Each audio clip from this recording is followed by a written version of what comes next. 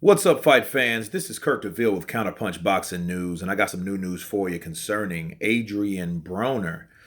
He takes on Omar Figoroa, an undefeated guy with 27 wins with no losses and 19 KOs. Um, they call him the Can Man, and there's a reason they call him that because everyone can get it. He is a man about his word. Honestly, he's had a rough go in the last few years.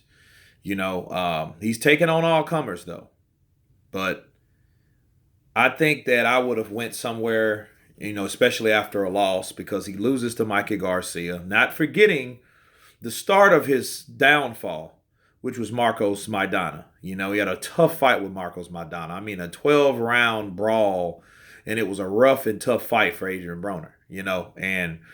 It showed he wasn't the best, but it also showed he have heart. It depends on what perception you want to look at that. How you perceive that fight. Yes, he clearly got beat. He was dropped twice, by punches he didn't see, by a awkward, heavy-handed fighter like Marcos Maidana. So, but he also proved that he could take those punches. Yeah, he got dropped twice, but he got back up. He got also beat again by Sean Porter. Okay, Sean Porter is one of the top welterweights to this day.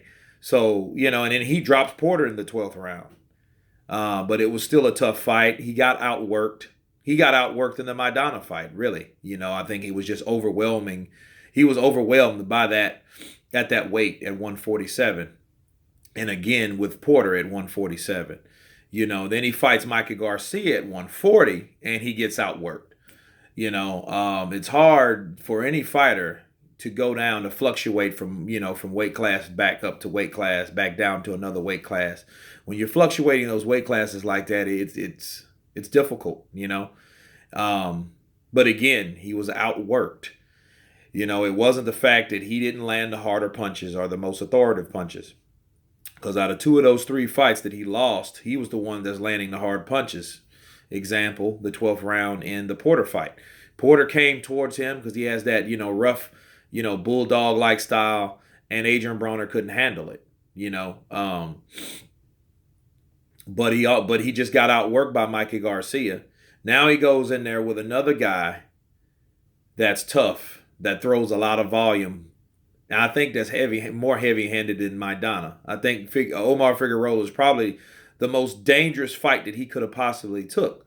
So you just got to take your hat off to him because he didn't have to take a fight like this. So all the guys that talk trash about Adrian Broner and yeah, he's a clown, he does that. That's all in his personality. But one thing he's not going to do, he's not going to duck any fighters. Obviously, he's fought some of the best fighters.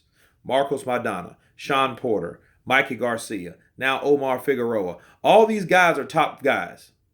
All of them. Mikey Garcia, Omar Figueroa, these guys are undefeated. Sean Porter only lost twice. And those were in tough fights against Kell Brook and Keith Thurman, of course. So, but all these guys are top fighters. Marcos Maidana retired because, he had the, lotto ticket with Mayweather, but he was a top fighter until he retired, So Adrian Broner, if he can break the cycle, if he can be more active, if he can take more initiative in these fights, you know what I mean? And the problem is he tries to be too much like Money Mayweather, which he really should be focused on being like Pretty Boy if he was going to mock or imitate any fighter. Because if anyone looked at Mayweather when he was younger, he was a quick, fast counterpuncher. And here's the thing. He didn't wait back in the pocket like he did when he was older. He did that because he didn't want to waste the energy and the time, and he didn't want to damage his hands. But as he was young, his hands were quite fresh. So he could make those punches. He can counter with the jab. He can launch in with a left hook. You know what I mean? He made those type punches. Adrian Broner fights like an old Floyd Mayweather, a Money Mayweather, a guy that just sits back and waits for someone to happen. But if you get off and you're able to score on Adrian Broner, he'll be waiting forever, and that's how he loses fights. So he shouldn't do that. He should. If he's hasn't patented his own style, he needs to get another trainer. You know what I mean? Because you don't that fight of him and Mikey Garcia should have been a fight of a year because Mikey Garcia wasn't going to back down. You have to put Mikey Garcia down, obviously. If Mikey Garcia loses a fight, it would be because he was coming in and gets caught with something. That's it. Because he's not going to be outworked. Somebody's going to have to hurt him or knock him out. Adrian Broner, he's lackadaisical. He will sit back there and let you score until he sees an opening, and then he will, exploit the opening. But if he doesn't see the opening and it's over with, you got him. He had a tough fight with Adrian Granados. You can't forget that because that's a fight he won, but a lot of people debate he lost. I thought he won because Adrian Granados, he threw more shots, but the shots weren't as meaningful as Adrian Broner's. But it was a close fight. But what made it close? Adrian Broner not taking the initiative to get off first. And he's been doing that, especially when he goes to a certain limit, to that elite level of competition. He gets that way. He gets real timid. He waits too much. And that's how he loses fights. And the other guy takes advantage. If you give a guy, he lets those fighters think. And that's his problem. Mikey Garcia didn't let Adrian Broner think. If you let Adrian Broner think, he can set up shots and get you out of there. If you let him think. But if you throw punches and bunches and you pressure him, and then Omar Figueroa is bad for him. Oh, it's bad for Adrian Broner because Omar Figueroa's style, he's a tough and rugged brawler that has heavy hands, similar to Maidana. So that in itself is going to be a real test for Adrian Broner. You know what I mean? This is the hard knock. And again, you got to give him credit. But Omar Figueroa, if, you see what he did to Guerrero, you see that? I mean, Guerrero is known to be have a pretty good chin and a tough fighter because I remember him when he fought Kamagai, and that was like one of the fights of the year. But, he won the decision and stuff like that. But Kamagai is not known to be a light puncher. He's known to be a brawler. But Omar Figueroa shut him down, made him retire. That dude will be outside of that box forever because of Omar Figueroa. So, and Omar, then he's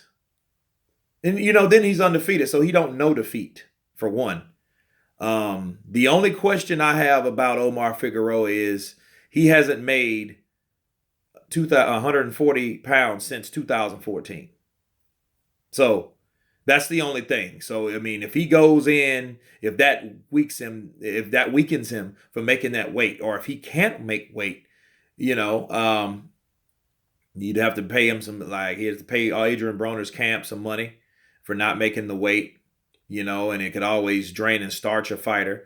But he's still a young guy, so obviously he has no problem, fluctuating weights. The younger you are, the better, chances you are of dropping weight like that and still performing a great performance. So that would be the only thing I would have against Omar Figueroa, because it's not his punching power, it's not his punch output, and his style is perfect for Adrian Broner.